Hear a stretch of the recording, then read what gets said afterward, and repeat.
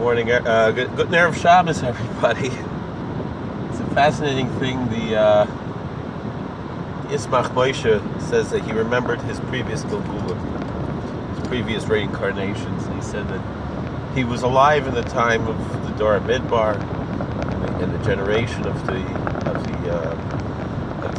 40 years in the desert. Ismach Moshe was the Grand Rabbi of Il in Hungary in the early 1800s. He was the first, even though it was a long rabbinical dynasty, and he was the first to be a Hasidic Rebbe, in addition to being a Rav, that led to what we have now, the Satmar, Sigid, those dynasties, the Teitelbaum dynasties. So he said that he remembers what it was like in the time of Moshe Rabbeinu and Korach, this week's Sedra of Korach. And he said that Korach had such a convincing argument. He really wasn't sure which, he was straddling the fence. He didn't know who should he follow.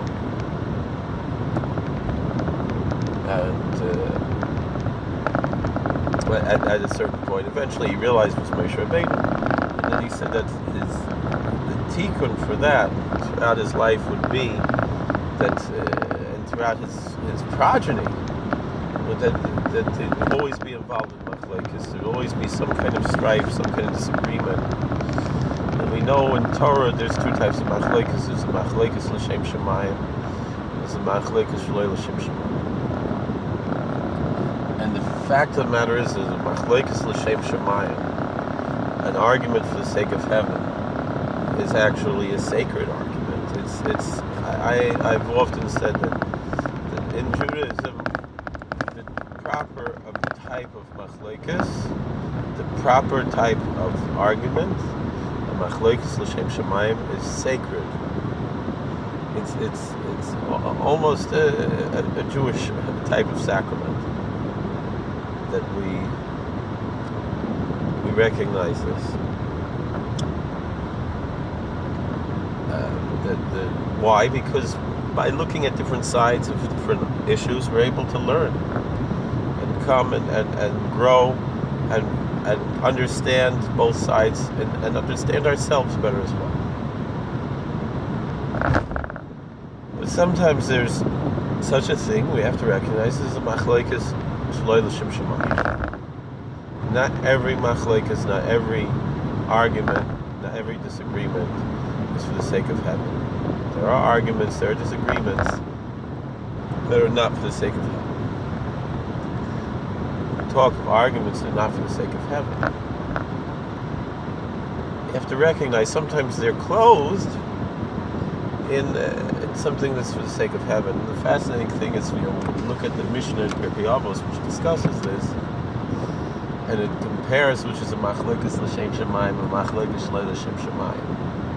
Machlekes l'shem shemayim, argument for the sake of heaven, is k'machlekes Hillel v'Shammai, like the arguments between Hillel and Shammai. They disagreed very strongly. Some things in Yerushalmi that might point there was even some violence at some point between Beis Hillel and Shammai. Rachmana litzlan. We might want to forget about that a little bit. Part of something in our neshama tells us that he should revise that history if it's true. We don't want that to get out really, but such a thing is brought down in certain places. It's not brought down in so many places. Generally, Paskin like the Bavli, not the Yerushalmi. So you can move on, forget about that, pretend it didn't happen. Still, it's called machlekes l'shem shemayim, afal pichei. Machlekes shalei l'shem shemayim, it says Korach v'chol hadasai. This is machlekes Korach v'chol hadasai. Mishnah in Pirkei Avos Perkei, that the disagreement of Korach and all of his congregants, all of his congregation, doesn't say Korach Moshe, Korah and Moses, but rather Korah and all of his followers they were all fighting because each one of them wanted to be the leader. It's like the argument between Lenin and Trotsky type of thing that you can find really in the in Reb Tzadok, like we spoke about earlier this week. How Reb Tzadok, Pri Tzadok, the first term Pri Tzadok, kind of, I think he's hinting to the communist movement that was starting in his time, and how, you know, this movement was claiming equality, it was cloaking itself, like Korach cloaked himself, in a mantle of equality, but the truth was it was more the Orwellian approach, like it says in Animal Farm, you know, all the animals are equal, but some are more equal than others. And the truth was it wasn't really about what can you accomplish, about what they really were stating, and they were cloaking themselves in, but rather that Korach wanted the power. And that's what it was really about. And the truth was that under Moshe Rabbeinu, there was more power given to the people than ever before, and in an authentic way. With that being said, I'd like to look at a little bit of current events. I was genuinely touched by President Trump's speech last night. It's interesting what we say by Korach, Kol ha-poisel b'mumay poisel. Whoever denigrates someone else, they do so by projecting their own faults on others.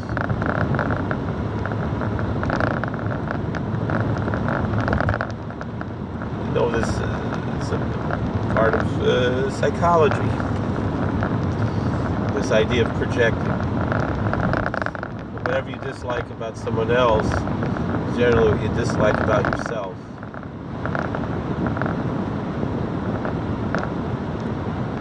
And so Moses was the most humble person who ever lived, the Bible testifies. And yet Korach accused him, according to Chazal, of being arrogant, when the truth was Korach was the one who was arrogant.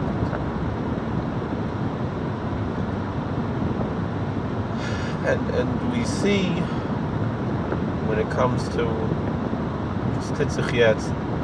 what's happening in the world,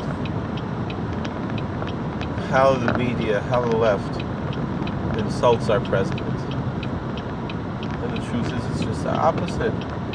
The truth is, the president was, they were expecting him to talk like some kind of a tyrant, and that having a military parade like the tyrants would have. And the truth was that he didn't talk about himself at all. He spoke about the greatness of America. He spoke about the greatness of abolishing slavery, the greatness of civil rights. Something interesting that I've noticed when they sang the song "Proud to be American," and the original lyrics of the song is, "I won't forget the men who died and gave that right to me." And they changed it to be politically correct, to say, "And I won't forget the ones who died who gave that right to me."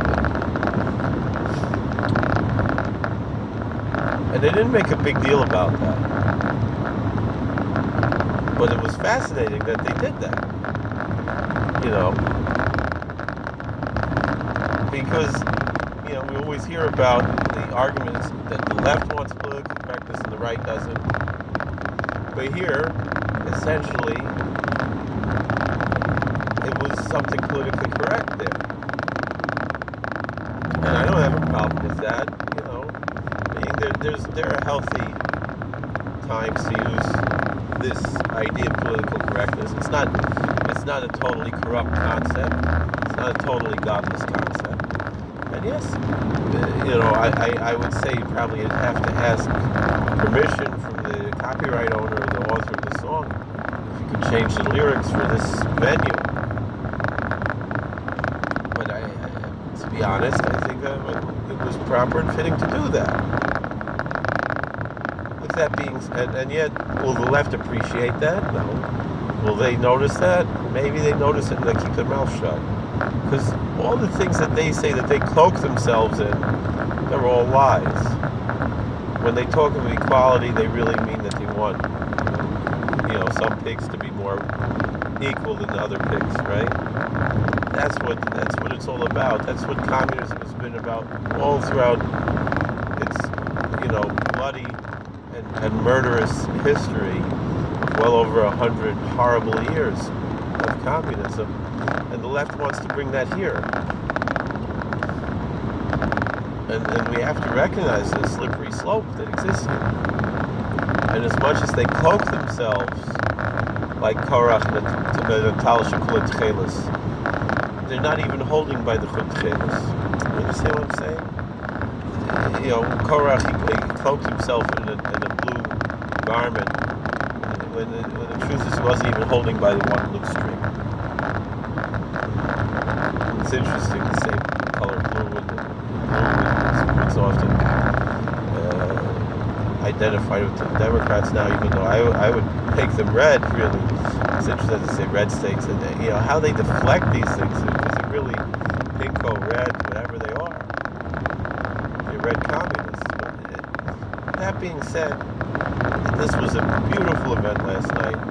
Amazing speech, inspiring, patriotic, and just great. Right? There was some mistakes because he stayed on script. It's his fault.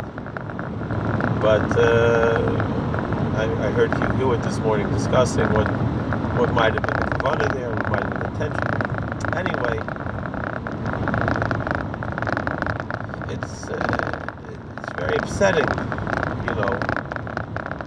how the left. You saw this guy. He was burning an American flag, so it wasn't just about he hates Donald Trump. He hates America.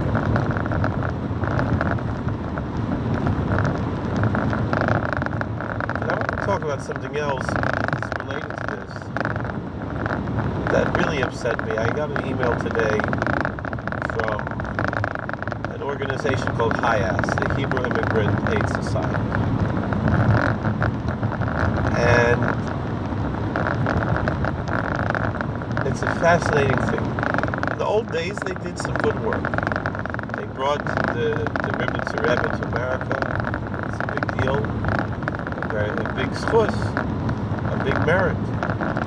But it's interesting, Samarov, who was a dear friend of the Rebbe,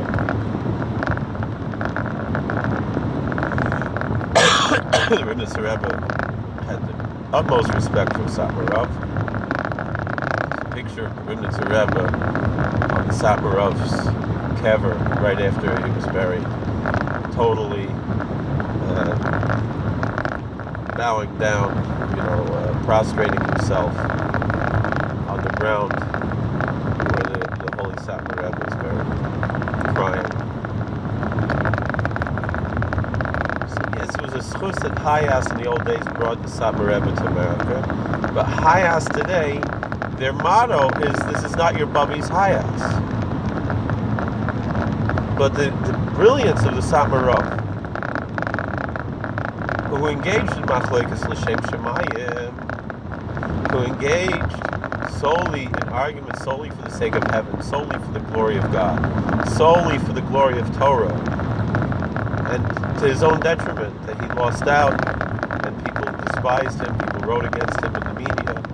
Media hated him just like they hate our great President Trump, and this was what went on. There was a very famous story we repeat time and time again. It's worth repeating at this point, that there was a newspaper writer from Israel who constantly wrote against the Sapir Rebbe, and he needed. They talk all about socialized medicine. It doesn't always work. In Israel, they have the socialized medicine. This guy, he needed money for his daughter's operation. Kupat Chalim didn't give it. The socialized medicine didn't work out for him. And someone told him, go to Sapir Rebbe, he'll give you money. And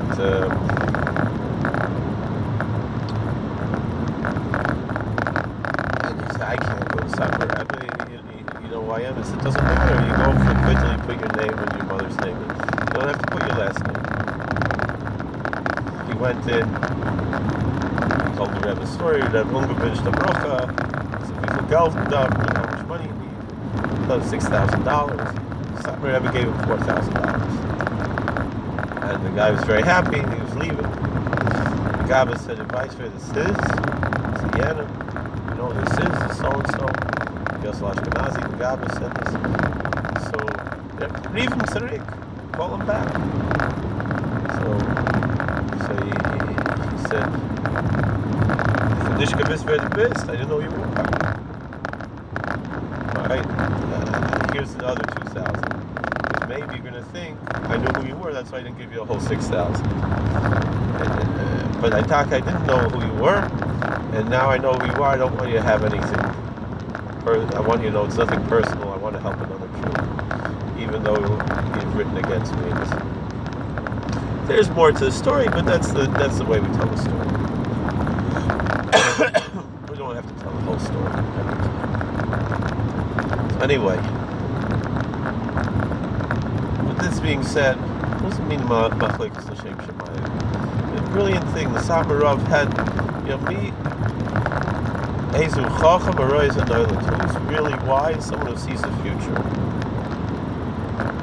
Satmar Rebbe understood that HIAS is not a good representation for the whole Klal Yisrael. And so he made Moisid Rav Tuv, named after his ancestor. Lev also wrote a Sefer Rav Tuv. His grandfather wrote this Sefer, and this is what it was. That he made this Sefer. He made this organization Rav Tuv, and a major aspect of Rav Tuv will be a kosher alternative to HIAS. That will be Al Karas HaKodesh, and one big thing in the Satmar Rebbe's theology that was of the utmost importance is that we're people in exile, and we must do whatever we can to avoid Hiskaras Umas. We have to do whatever we can not to irk and rile up the anger of our host nations, that are of our neighbors, of the countries where we live, and we're citizens of, and we're patriotic citizens of, to show that we don't have any dual loyalties, and that we are loyal, law-abiding citizens in the countries where we reside. And the brilliance of the Rebbe's Zechus Yigdal of Al Klal Yisrael, the Holy Satmar Rebbe, is to see that indeed among that eventually HIAS would be responsible for Hiskaras Umas, and they have blood on their hands. We know what happened in Pittsburgh because of HIAS, their Hiskaras Umas, and yet they're doubling down on it. I got an email today, and they're doubling down in support of illegal immigration. And first of all, in the old days, HIAS did everything legally. So what is the support of illegal immigration? But like they said, they're not your bubbies HIAS. But that was the brilliance of the Satmar Rebbe, to understand that these people don't represent us, and they should not represent us. And that's why he made Rav Tuv that follows Al Pi Halacha. First of all, it's only interested in helping Jews, and everything follows Jewish law and American law and international law. Unlike the HIAS, it's so fascinating because the left, the Jewish left, they'll always say, look, you Hasidim, you're so corrupt and this and that. Look how many people are sitting in Otisville. There's not even a minion right now in Otisville of Erlachid right now in Otisville. Don't make it like a big thing. Oh, look how many, all the white collar crimes in Hasidim. It's not even true. It's not, and a lot of people are framed. A lot of people are there unjustly. A lot of people get unfair,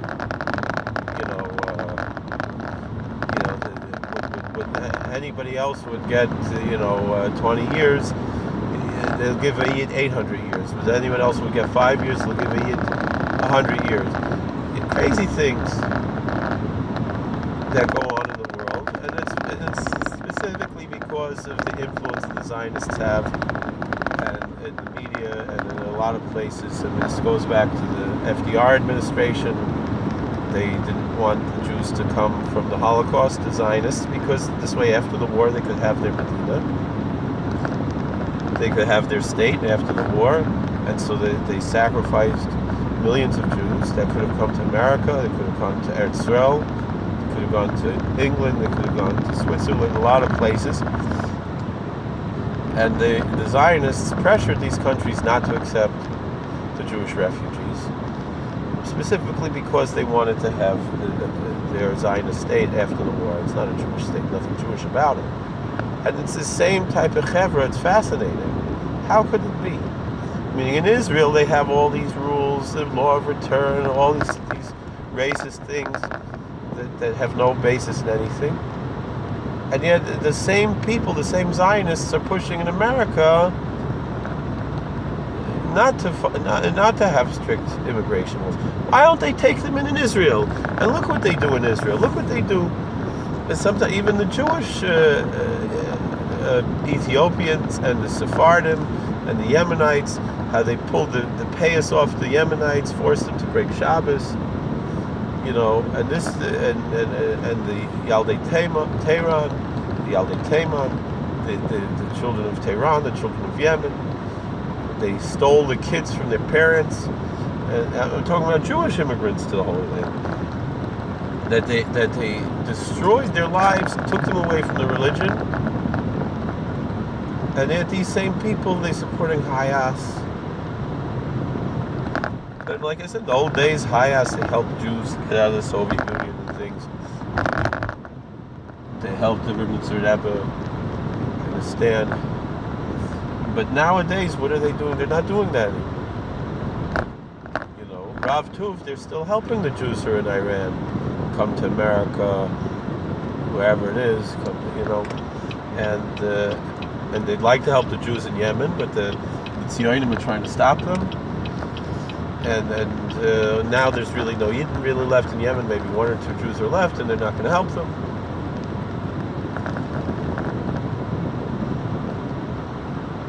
And one guy is a Ritzeach, so they're not going to help him. I think he's really the only one left. I'm not sure, but anyway,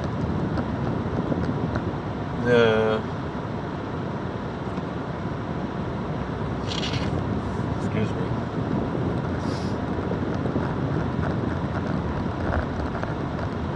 So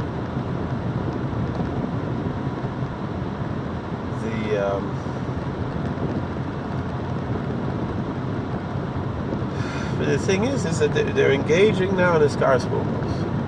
They're putting Jewish lives in danger, and they're doubling down on it. And so the Erlich Eden have to say loud and clear, we have nothing to... And then they always say, oh, Dina Malchus Adina, Dina Malchus Adina. And where's their Dina Malchus Adina? Meaning, the Jewish law says, the law of the land is the law. You have to follow the law of the land. As long as it's not making you violate any religious law, they can't make a law that you have to break Shabbos, that you can't follow. They can't make a law that you have to eat pork, a law like that you can't follow. But here, Dina Malchus Adina, where's their Dina Malchus Adina? Why aren't they following the American law?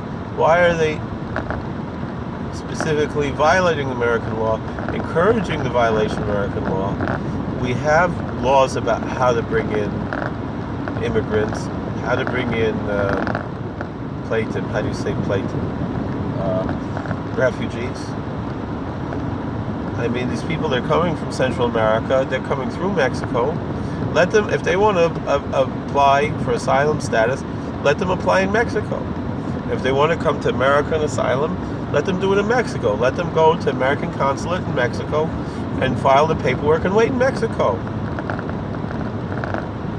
They have their safe haven there in Mexico. They don't have to come here. They want to come here because of the hate, but do it in the right way. Wait in line, just like all of my ancestors had to do. But the worst part of this to me, though, is that they're doing this in the name of Jews. That they call it the Hebrew Immigrant Aid Society. Just call it Immigrant Aid Society. Call it HIAS. Don't call it Hebrew Immigrant Aid Society. There's nothing Hebrew about it. It used to be, to help Jews who were in the Soviet Union and things like that. Who are they helping now? They're not helping. They're not helping Jews now. Why do you have to call it Jewish? It's like Meir Kahane used to say, well, there's no such thing as a Jewish hospital, What is this, a Jewish hospital? Just because there's Presbyterian hospitals and Catholic hospitals have to be Jewish hospitals? Although the truth is, I disagree with Meir Kahane on that. Laniado Hospital is a Yiddish Spitul. Laniado Hospital is a Jewish hospital, that the Kloisenberger Rebbe made. But it's Nishkan Chilik. That's not what I'm talking about here. But this Hebrew Immigrant Aid, take the Hebrew off of it. There's nothing Hebrew about it. Don't make it a Jewish thing. Why are you dragging our name into this? Don't do this in my name. I'm Jewish, I'm a Hebrew.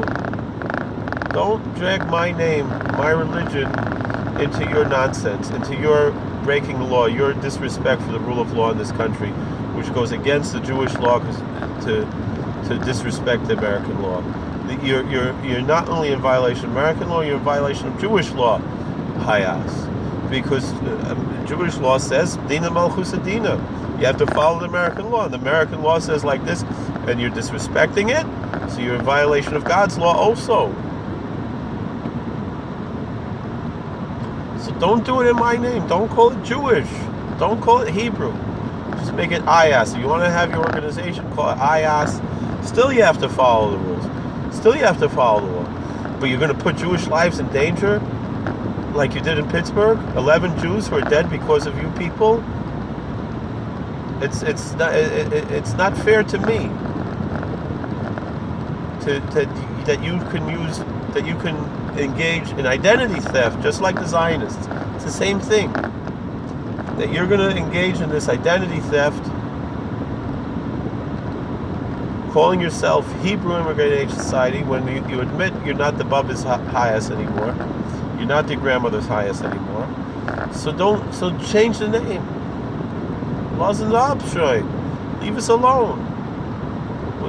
Don't put Jews in danger. And you're doubling down. You didn't wake up and realize what you did. Instead, you're making it worse for us. Are you crazy? You out of your minds? You have things so good now. Finally, the government is leaving people alone. Finally, we're back. Because all of you secular Jews who make a whole big deal of the Holocaust. But you support big government. Who made the Holocaust? Big government. Big government made the Holocaust. So when you're supporting the Democrats, you're basically supporting Nazism. And I won't be surprised. I really believe that the reason why AOC is talking so much about concentration camps is because that's really her plan. If she, God forbid, would get any more power, she would attack and build concentration camps. But it's disgusting for her to compare these detention centers that are there to rescue these kids from who knows what, from these coyotes, from the drug dealers, from the human traffickers, from the slave owners. The American government is rescuing these kids from who knows where they're coming from. If they know who the parents are, it's an alternative and visit them also. The parents, they could go back to their parents, but they have to prove it, because there's a lot of fake people, a lot of bad hombres out there, like the president said, the bad hombres who are doing this, who are making women and children in very bad danger. And yet HIAS, they want to help these coyotes. They want to help these drug dealers. They want to help these gangsters. This is who they want to help. The ICE is helping the women and children and protecting the women and children from the gangsters, from the drug dealers, from the human traffickers. But HIAS, they want to help the gangsters. They want to help the MS-13. They want to help the coyotes. They want to help the drug dealers and the human traffickers. Out of your minds. Please, change your name. Don't do it in our name. As a Jew who actually takes Judaism seriously, instead of just whatever's the political correct soup du jour,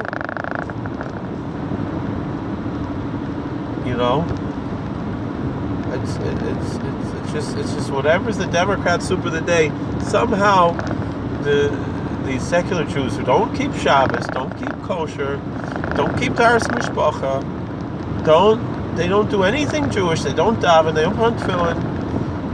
They don't keep sneers. They don't do anything. And yet they have the chutzpah to call themselves Jewish and just cloak themselves. It's the same thing the Nazis did with Christianity, what they called positive Christianity. That was the Nazi ideology. There's nothing Christian about Nazism. But Hitler, who was really a pagan, who was really an Odinist, a neo-pagan, but he knew that he couldn't get the Hamanam to follow him. He couldn't get the masses to follow him if he's selling that they should worship Odin and Thor.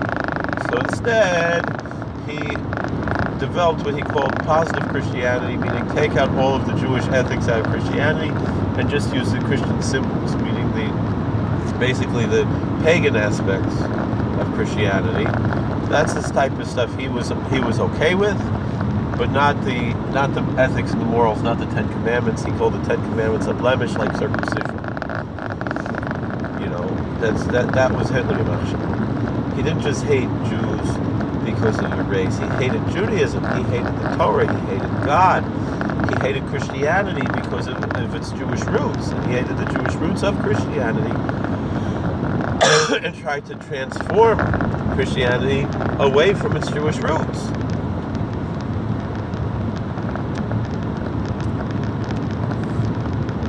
And instead focused on the pagan branches that had been grafted on.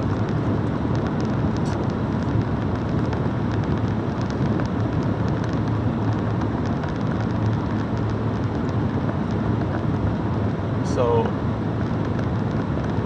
and that's what the leftist quote unquote Jews do. Meaning that they'll claim, because they're trying to attract a certain element to follow their murderous ideology, they'll cloak it in something Jewish. They'll rape the Holy Land. They'll desecrate our Holy Land, pollute our Holy Land spiritually, and turn it into some kind of nationalist nonsense. America, which was founded on biblical values, which was founded on Torah values, the essential Christian values of America are essentially Jewish Torah values, universal Torah values, which inspire all people. I mean, meaning in America, a lot of the Odinists are not racists because they were influenced by the Judeo-Christian ethic. Not that there's so many Odinists in the world, but when you work in a prison, you run into these guys, and even among the prison population, we have people like this who are ethical and moral neo-pagans, because of the influence that the Judeo-Christian ethic had. And even they'll say that they're really, I mean, one who I know, he told me he really believes in divinity is only one, and it manifests in different ways in different cultures. Meaning to say that he's essentially monotheistic. And so he's essentially an ethical monotheist who celebrates the old cultures. And we can have diversity in America where we celebrate different cultures and different ways of worshiping the divine. Different devotions that we can have to the divine. But the thing is then you have people who cloak their politics in a religious mantle. I remember there was a college professor I used to, and he was a liberal college professor, but again, there's a difference between liberal and leftist. The liberal college professor, he might be a shtickle leftist. I argued with him that communism was worse than Nazism because more people were killed by communism, by the Nazis. And I'm not saying Nazism is good. Nazism is pure evil, it goes without saying, but I'm saying the communists are worse. You say, yeah, but it's different. It's different. It's not different. It's not different.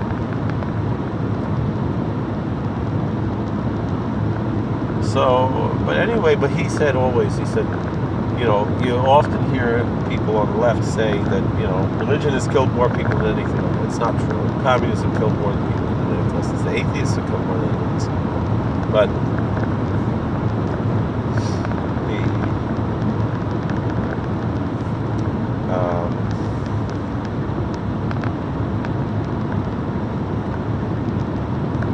But this Professor Smith said that the truth is that no, religion does not cause wars. It's politics that causes wars, and then people use religion as an excuse. And it's not just with wars, but it's with a lot of political agendas. Es befindet sich auf der Welt. Many of them are like this. That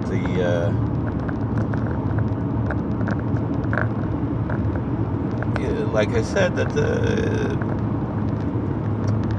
what do you call it? They claim it to be religious. They'll call it Reform Judaism. They'll call it whatever. You have the left-wing Christian groups also. You have, and really, they're just cloaking their politics in a religious mantle. And the big thing to say with this is like this: the religious right, their religion informs their politics. And the religious left, their politics inform their religion. You hear what I'm saying?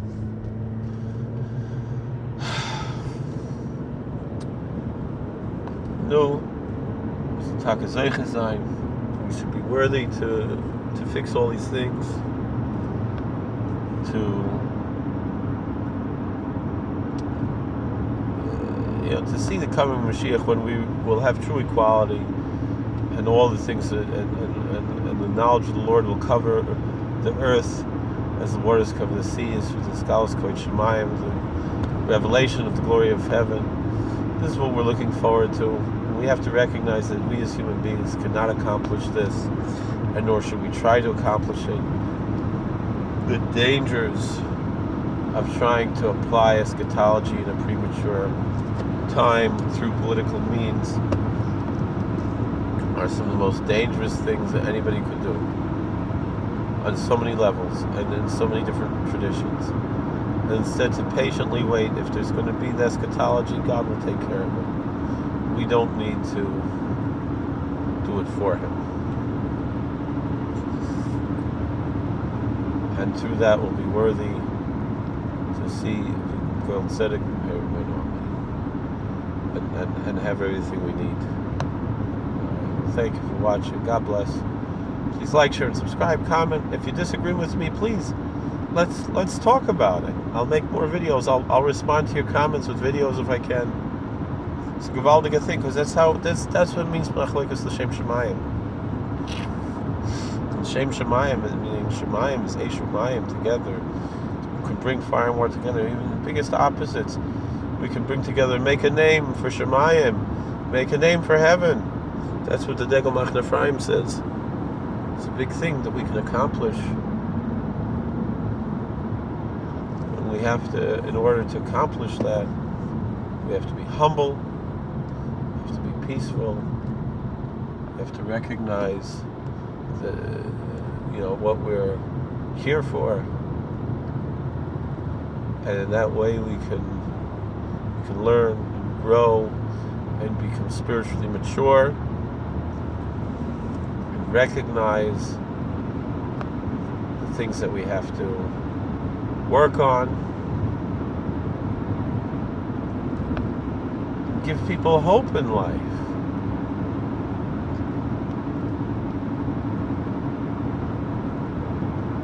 Through that, we'll build up our world, and